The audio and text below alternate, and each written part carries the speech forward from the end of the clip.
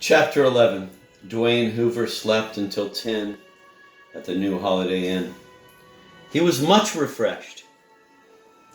He had a number 5 breakfast in the popular restaurant of the inn, which was the Tally-Ho room. The drapes were drawn at night. They were wide open now. They let the sunshine in. At the next table, also alone, was Cyprian Okwindi, the Indaro, the Nigerian. He was reading the classified ads in the Midland City Bugle Observer. He needed a cheap place to live. The Midland County General Hospital was footing his bills at the inn while he looked around, and they were getting restless about that. He needed a woman, too, or a bunch of women, who would fuck him hundreds of times a week because he was so full of lust and jism all the time. And he ached to be with his Indaro relatives. Back home, he had 600 relatives he knew by name. Okwindi's face was impassive as he ordered the number 3 breakfast with whole wheat toast.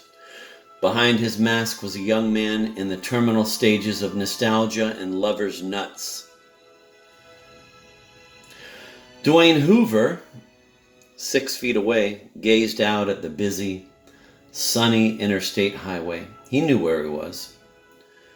There was a familiar moat between the parking lot of the inn and the interstate, a concrete trough which the engineers had built to contain Sugar Creek. Next came a familiar, resilient steel barrier which prevented cars and trucks from tumbling into Sugar Creek. Next came the 3 familiar westbound lanes, and then the familiar grassy median divider. After that came the 3 familiar eastbound lanes, and then another familiar steel barrier. After that came the familiar Will Fairchild Memorial Airport, and then the familiar farmlands beyond. It was certainly flat out there. Flat city. Flat township, flat county, flat state. When Dwayne was a little boy, he had supposed that almost everybody lived in places that were treeless and flat.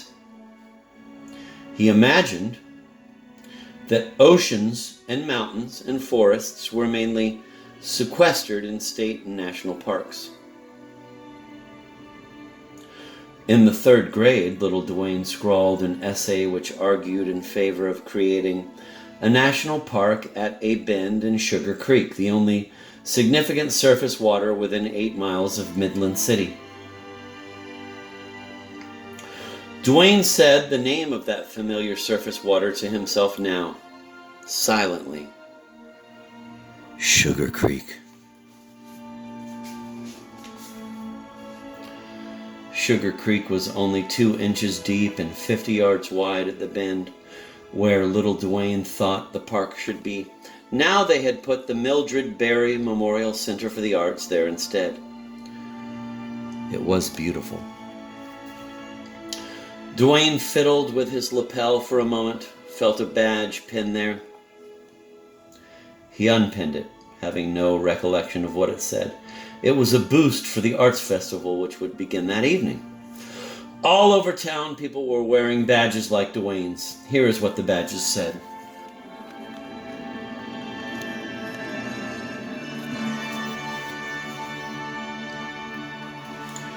Sugar Creek flooded now and then. Dwayne remembered about that. In a land so flat, flooding was a queerly pretty thing for water to do. Sugar Creek brimmed over silently, formed a vast mirror in which children might safely play. The mirror showed the citizens the shape of the valley they lived in, demonstrated that they were hill people who inhabited slopes rising 1 inch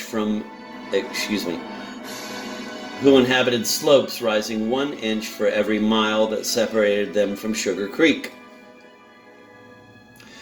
Dwayne silently said the name of the water again. Sugar Creek. Dwayne finished his breakfast, and he dared to suppose that he was no longer mentally diseased, that he had been cured by a simple change of residence, by a good night's sleep.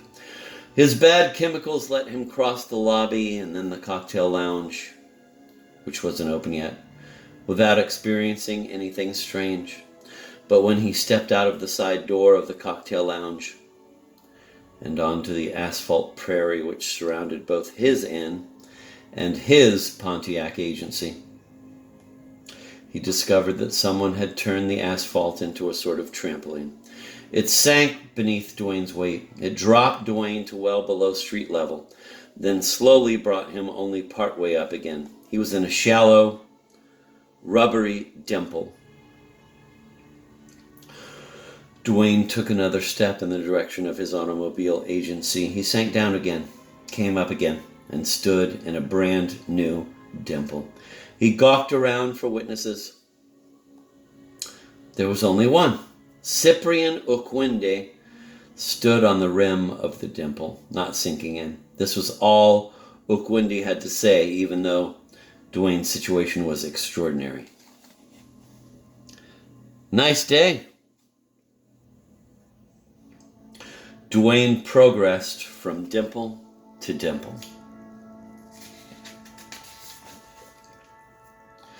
He blooped across the used car lot now. He stopped in a dimple, looked up at another young black man. This one was polishing a maroon 1970 Buick Skylark convertible with a rag.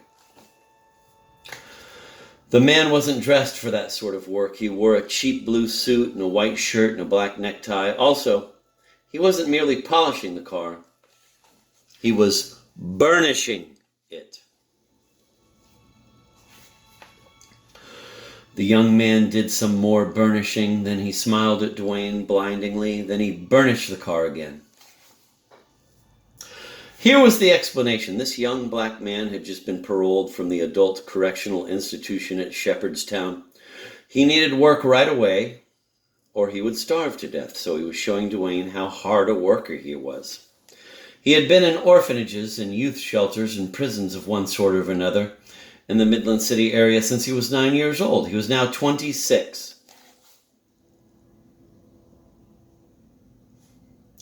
He was free at last.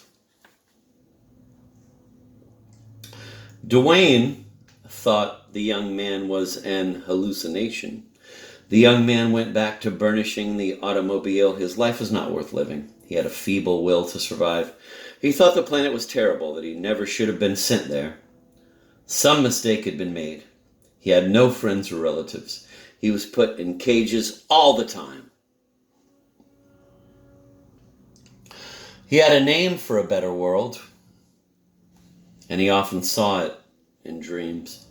Its name was a secret. He would have been ridiculed if he had said its name out loud. It was such a childish name.